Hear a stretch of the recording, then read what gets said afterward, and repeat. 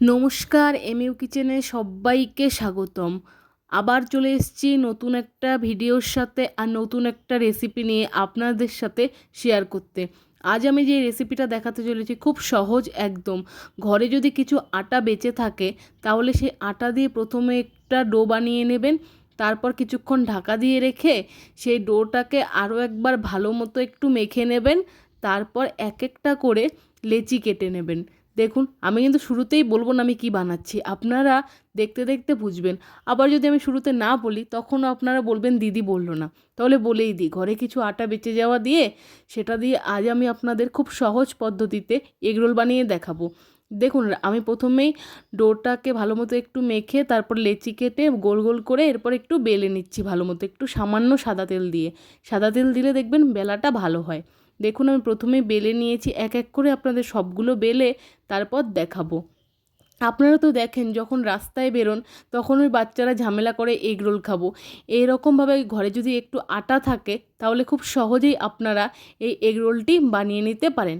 হ্যাঁ, আটা ময়দা অনেকে মিক্স করে বানায়, কিন্তু আমি শুধুমাত্র আটা দিয়েই আজকের এগ রোলটা দেখাবো। দেখুন কত সুন্দর করে আমি বেলে নিচ্ছি ভালো মতো গোল গোল করে। আপনারা চাইলে এই রুটিটার সাইজটা একটু বড়ও করতে পারেন, কোনো অসুবিধা নেই। দেখুন, আমি সবগুলো বেলে নিয়েছি। এরপর একটা তাওয়া নিয়ে নিয়েছি। প্রথমেই যে রুটিটা আমি দিলাম তাওয়াতে, প্রথমে একটু হালকা সেকে তারপর তার মধ্যে তেল দেবো। তারপর বাকিগুলো এমনিতেই তেল দিয়েই পুরোটা ভেজে নেব। তারপর দেখুন, আমি একটু হালকা করে একটু সেকে নিচ্ছি ভালো মতো। এরপর একটু চামচে করে সাদা তেল দিয়ে দিলাম চারিধারে ভালো মতো। এরপর এই রুটিটা ভালো মতো ভেজে নেব। দেখুন, আমি করে নিচ্ছি ভালো মতো। কে কে আপনারা এগরোল খেতে ভালোবাসেন অবশ্যই আমাকে কমেন্টে জানাতে কিন্তু ভুলবেন না। অপেক্ষায় রইব আপনাদের কমেন্টের জন্য।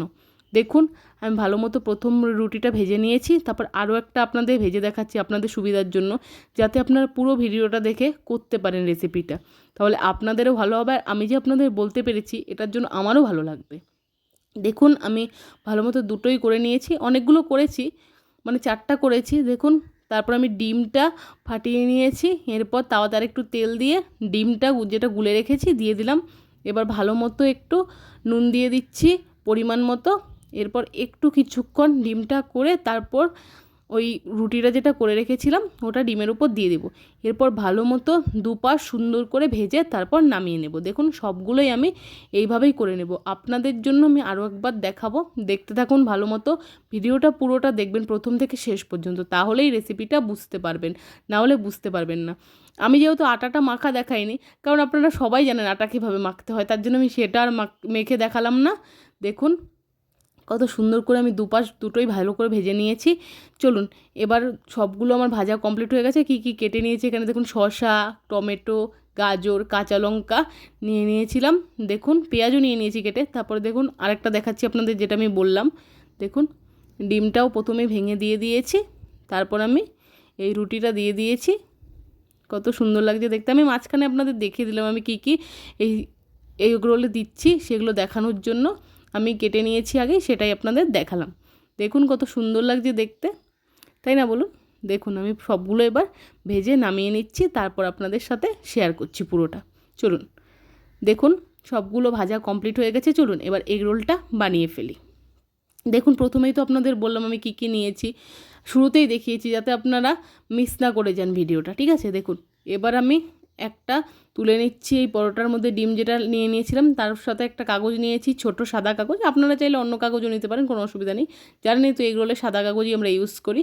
দেখুন, আমি একটু গাজর দিয়ে দিলাম, টমেটো দিয়ে দিচ্ছি। প্রথমে আমি উল্টো করে নিয়ে নিয়েছিলাম ভুল করে, ঠিক আছে? দেখুন, আমি দিয়ে দিচ্ছি সব কিছু যা যা কেটে রেখেছিলাম সব কিছু দিয়ে। এই দেখুন, পেঁয়াজটাও শেষে দিয়ে দিলাম।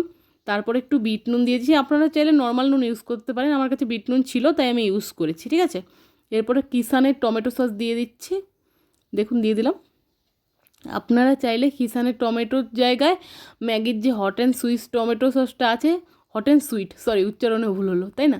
দেখুন, দিয়ে ভালো মতো আমি একটু মুড়ে নিচ্ছি। এরপর কাগজটার সাথে ভালো মতো মুড়ে নেব, ঠিক আছে?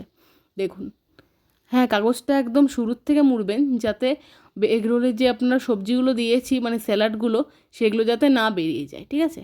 আপনারা চাইলে এভাবে চিকেন রোল, পানির রোল অথবা যেরকম আর কি এগ রোল বানানো হয় অনেক কিছু দিয়ে, সেইভাবে আপনারা এই রোলটা বানাতে পারেন খুব সহজ পদ্ধতিতে। এরকম বানালে বাচ্চারাও খুশি, আর বাড়িতে যারা এগ রোল খেতে পছন্দ করে অবশ্যই খুশি, আর আপনাদেরও অনেকটা রিল্যাক্স হবে খুব সহজে বানাতে এটা।